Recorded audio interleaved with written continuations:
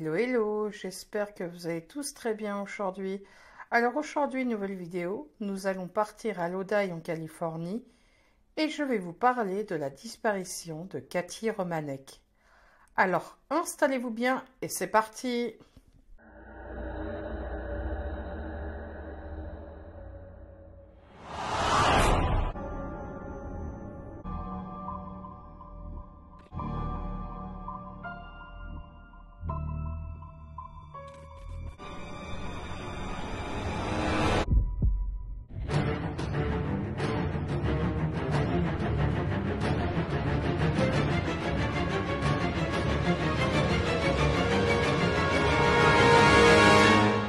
Cathy Romanek était âgée de 12 ans au moment des faits.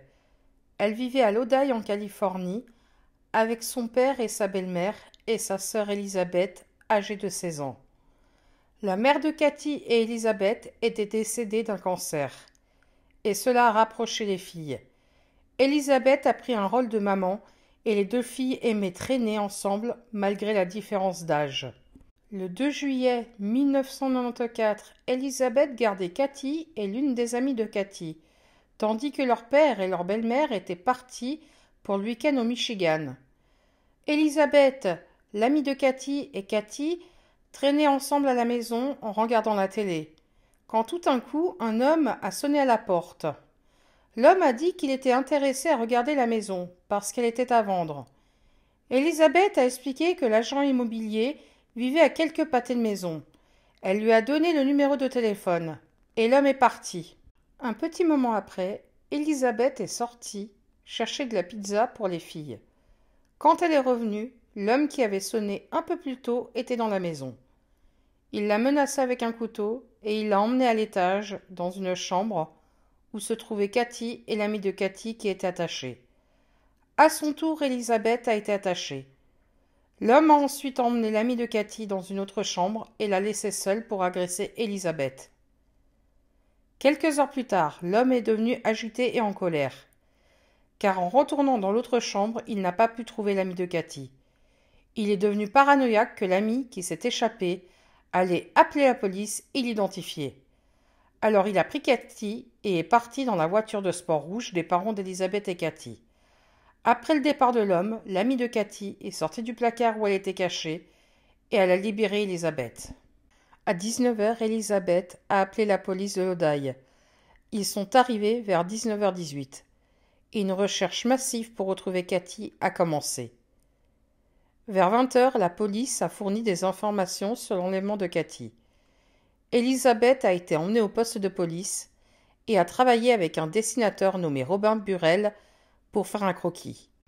À 20h30 ce soir-là, un éleveur appelle la police car il y avait un incendie de broussailles sur sa propriété et une voiture rouge était en feu.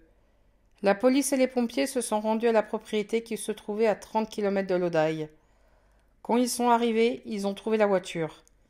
Les deux portes étaient ouvertes. L'éleveur a également dit à la police qu'il avait vu un homme s'éloigner au loin et qu'il était seul. La police craignait que Cathy ne soit dans le coffre ou quelque part sur la propriété. La police craignait beaucoup que Cathy soit déjà morte. Polyclas avait été enlevé et tué quelques mois seulement avant cette affaire. Et la police craignait que l'homme ne tue Cathy s'il savait que la police était à sa poursuite. Vers 21h45, la recherche au sol de Cathy a été mise en attente jusqu'à ce qu'elle soit claire, mais d'autres parties de l'enquête étaient toujours en plein essor. Elisabeth venait de terminer son croquis.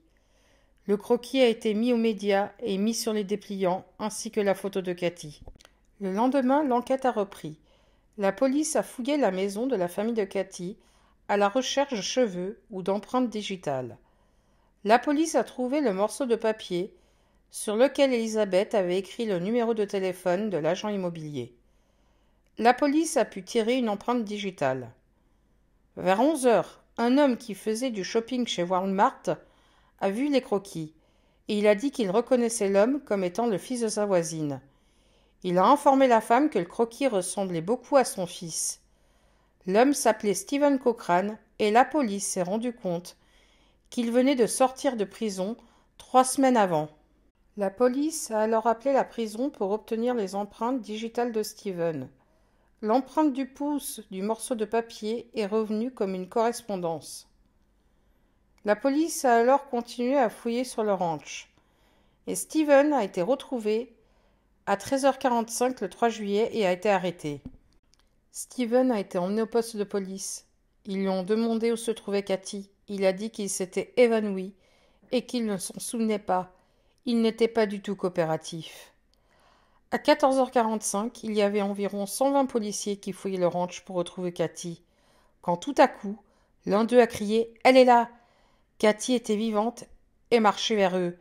Elle était à moitié dénudée et terrifiée. La police l'a couverte et l'a emmenée à l'hôpital.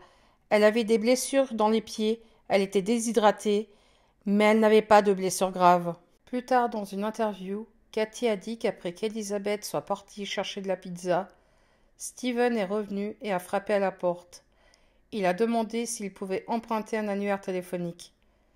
Alors Cathy l'a laissé entrer, et la terreur a commencé immédiatement. Il a attrapé un couteau et a traîné Cathy et son ami dans la chambre à l'étage en dessus. Cathy a dit que Steven avait enlevé ses vêtements et qu'elle était nue de la taille vers le bas. Ensuite, elle a dit que Steven avait attaché Elizabeth et emmené son ami dans une autre chambre, et qu'ensuite il avait forcé Cathy à regarder sa sœur se faire agresser. Cathy a dit que Steven lui avait dit qu'elle avait été prise parce qu'il pensait que son ami s'était échappé et qu'elle l'identifierait. Steven a pris Cathy et l'a jetée dans la voiture où elle était forcée de s'allonger à l'arrière, jusqu'à ce qu'ils sortent de la ville. Ensuite, Steven a perdu le contrôle de la voiture, c'est pourquoi ils se sont retrouvés sur le ranch. Lorsque la voiture a pris feu, ils ont quitté la voiture et sont allés dans un étang boueux pour se cacher. Cathy a été agressée, mais le lendemain, Steven lui a dit qu'il allait la laisser vivre. Il s'est enfui, et Cathy a fait de même, jusqu'à ce qu'elle voie les hélicoptères et court jusqu'à ce qu'elle soit en sécurité. Elle a également dit que Steven lui avait dit qu'il l'avait choisie parce qu'il avait regardé nager dans sa piscine. Il avait regardé à travers une clôture dans le quartier. Steven a été accusé d'agression, de vol et d'enlèvement. À son procès, il a plaidé non coupable en raison de folie. Mais pour finir, il a plaidé coupable. Il a été condamné à 106 ans de prison. Après l'enlèvement, Cathy et sa famille ont déménagé dans une autre ville de Californie. Ça n'a pas été simple pour Cathy. Elle a plongé dans la drogue et dans l'alcool. Mais maintenant, Cathy va mieux. Elle a été mariée un moment, mais a divorcé. Et elle travaille avec le chef Larry Hanson de la police de Lodi pour sauver et aider d'autres victimes. Cathy a déclaré que le chef Hanson lui avait sauvé la vie. Elle a aussi déclaré que elle et sa sœur avaient pardonné à Steven de ce qu'il avait fait. Voilà, cette petite vidéo est finie. J'espère qu'elle vous a plu. Moi, je vous souhaite une bonne soirée et une très bonne semaine. Et je vous dis à la prochaine. Bye bye.